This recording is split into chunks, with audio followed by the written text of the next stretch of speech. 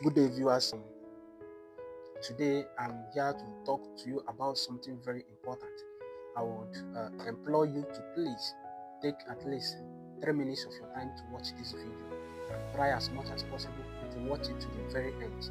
All right. So, after watching the court proceeding in the Federal High Court, Abuja, all right, I think it's a court magmaro. You understand? So I weep for our judiciary. All right. I feel like a common man in Nigeria is hopeless.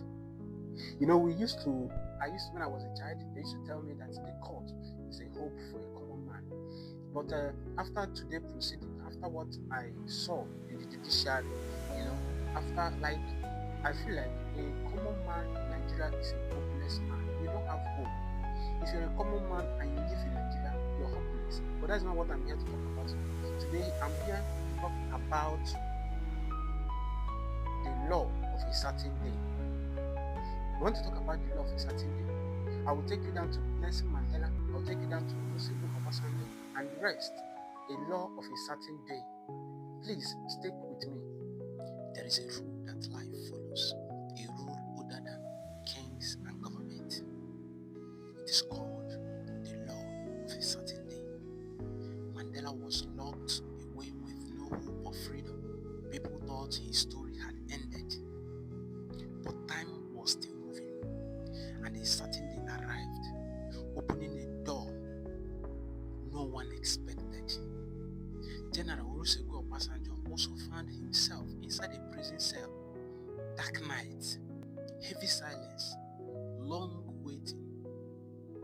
But history is patient, and the certain day came. From that day came May 29th, a day Nigeria will always remember, although it has been shifted to 12th June in 2018. Many great changes begin in the midst of suffering. Revolution often grow quietly inside prison walls. And when the world is ready, a certain day shows up, changing everything. Sometimes society chooses someone as a sacrifice, not because they are guilty, but because the time demands a symbol. And when the moment is right, a certain day rises, bringing truth to light. From ancient times, people believed that someone innocent might face hardship so that a large freedom can follow. And when destiny decides, a certain day appears and the story shifts. Jesus was crucified, while Barabbas, the real criminal, walked free. I want you to understand something. Not because it makes sense, but because history had a path to follow. And on that morning, a certain day came, and the world was never the same again. Today, Nnamdi Kanu sit in prison, facing life imprisonment, while powerful people with darker secrets walk free.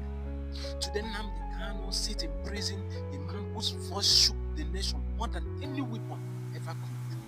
He is held behind walls, while others with heavier sin, deeper scandal, and darker secrets move freely within the corridors of power.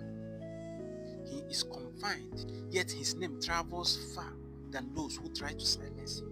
He is kept away from the public, yet his ideas sit in every table where Nigerians' futures is discussed. He is treated as the problem, while those who created the problems wear fine suits and hold microphones. Nnamdi Kanu remained in a cell. He remained in a solitary confinement.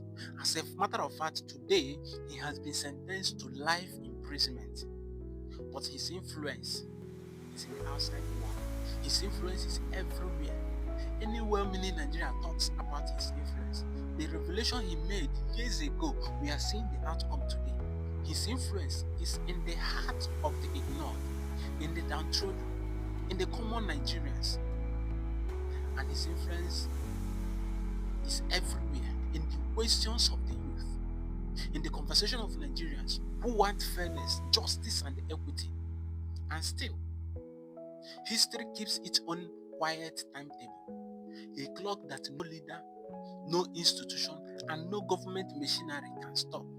Sooner or later, a certain day will arrive. A balance will return to the story. But history has its own clock, and no one can stop it. Sooner or later, a certain day will arrive, and everything hidden will be revealed. Before freedom comes, nations often pass through confusion. Before healing comes, the wound must be cleansed. Before sunrise, the night becomes darker. But after the darkness, a certain day breaks open and a new chapter begins. General Ibrahim Babangida ignored that special hour when he cancelled the June 12th election. He forgot that every decision has a returning echo. And today, the world still waits, still remembers, still watches, and we are watching, we are waiting, and we are learning from the past as we stand at the edge of the future. Because soon, when no one expects it, when the time is full, when the truth is ready, the certain day will come. Omotosho, the judge that delivered judgment today, a certain day always arrives, and it never loses its memory. What happened or what transpired in Federal High Court today is a miscarriage of justice. A miscarriage of justice. I'm speaking my mind. You might agree with me, you might not. But this is my mind that I'm telling you. What transpired in that Federal High Court today is a miscarriage of justice. It's a miscarriage of justice. But one thing is certain. One thing is certain. A certain day will arrive when Nigeria will call Mazi Nnamdi Kanu and said, come, let's talk, let's deliberate. What is that thing that you want? What is that thing you're talking about? Come, let's discuss it. Today we are talking about a man who really speaks with a microphone. He speaks from the comfort of his home with a microphone. And he was sentenced to life imprisonment.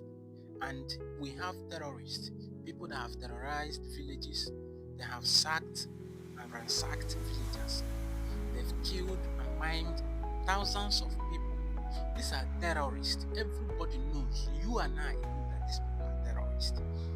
And their intent is to kill, destroy, and dominate. But we have cases where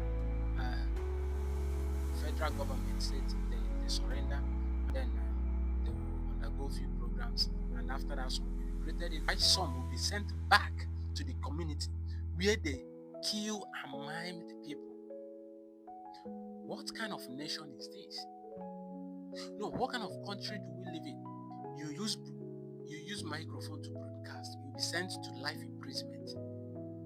But people that use gun to kill innocents, they catch them, they use gun to kill people.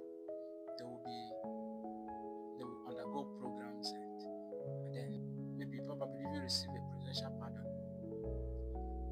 because they are not Igbos. Yes, because they are not Igbos. This is injustice. Injustice anywhere is a threat to justice everywhere. That you see injustice today and you refuse to speak up because you are not a victim. One day, it might get to your destiny. You might not be a victim today, but tomorrow is not promised.